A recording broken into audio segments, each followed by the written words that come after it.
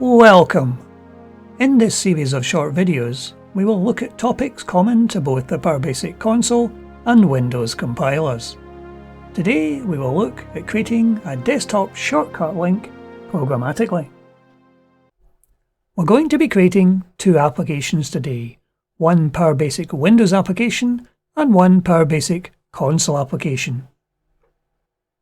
The Windows application is going to be called Demo.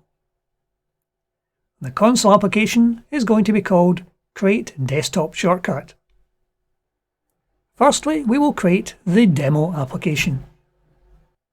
This application is going to simulate one of your own applications.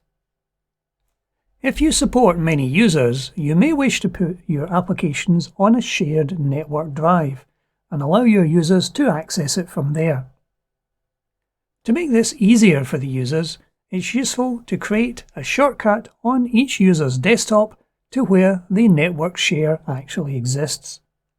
This way, when you need to update the application, there is only one binary to update, as everybody has a shortcut to that single binary. What we have on screen is a PowerBasic Windows application, which is going to be our demo app. In this source code, we have added an icon. And all the application does, it will display a screen for the user and then allow them to click on a message box. If we compile that now, our application compiles, and there is our demo.exe. If we double click on it, it will display the window on screen and allow the user to click OK to exit.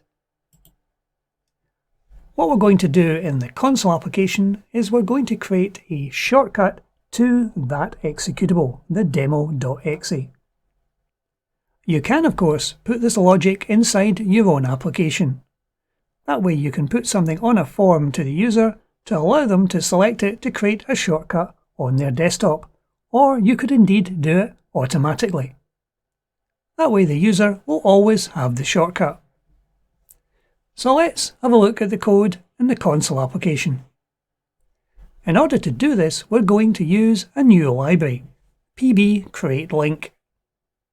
So we will add that new library at the top of our code. In order to create this desktop shortcut, we need some information. We need to know where the executable actually resides. We need to know the name of the shortcut file, which will be displayed on the user's desktop. And we can also add a comment to the properties of the shortcut file. So we're going to create some local variables.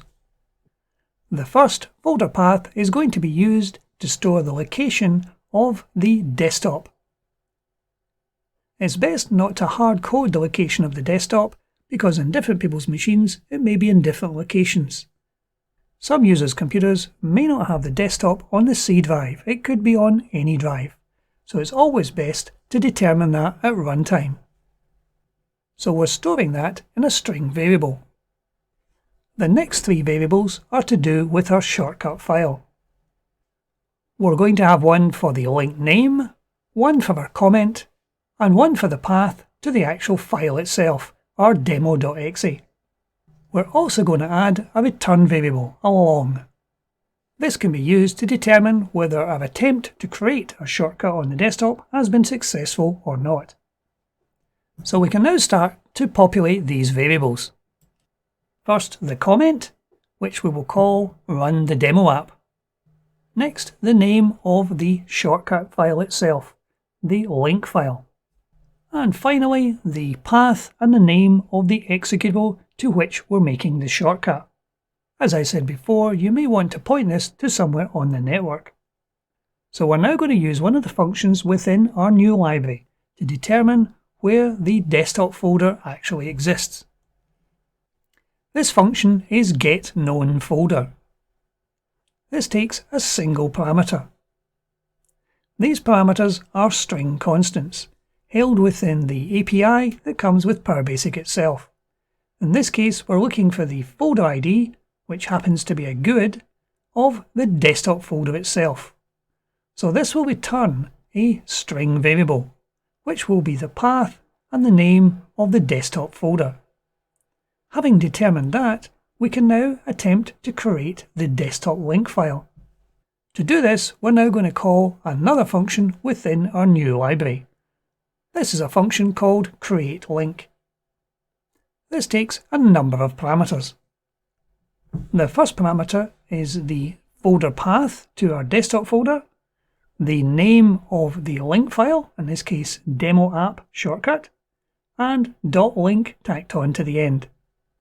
You can call the shortcut name any legitimate file name.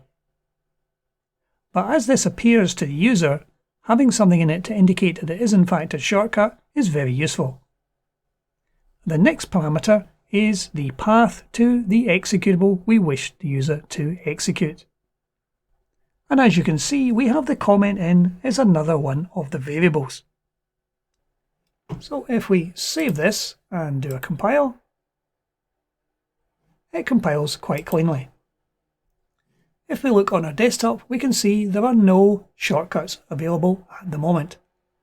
If we try running the Create Desktop Shortcut application, our screen comes up, and when that window closes, we can see we now have a new shortcut file on the desktop at the top left-hand corner of the screen, called Demo App Shortcut, which is what we named it. As you can see from the symbol beside it, it indicates it is a shortcut. If we double click on it, our application will run. So if we have a look at the library file itself, the create function is declared twice. This is because there is a conditional compilation. If the Unicode constant is defined, then we're using wstring for most of the parameters. If it is not defined, then we're using string. This allows the code further down that function to determine which of the functions it's actually going to be calling and which GUIDs it will be using. This function is making use of the Windows API. But it does make your job of creating shortcuts on a user's desktop much easier. The second function is a lot more straightforward. There are a number of string constants defined in the Windows API files that ship with PowerBasic. For example, to find the folder location of the desktop, we merely have to use this string constant. The parameters passed to this function are all GUIDs. But as they are defined within the Windows API files that ship with PowerBasic, there's very little we have to know about them. And the key part of the function is this Windows API call, the getKnownFolderPath, which takes the parameter we passed it and will return to this variable the path and the name of the selected folder. So what we've achieved today is we have put a piece of code within one of our applications that creates a shortcut to another application. This could allow you to create an installation package to install something on a user's machine, even if it's only the installation of a desktop shortcut. And the desktop shortcut could point to an application on a server or a shared folder. Hopefully you'll find this code useful in your applications, but that's it for today. Thank you for watching.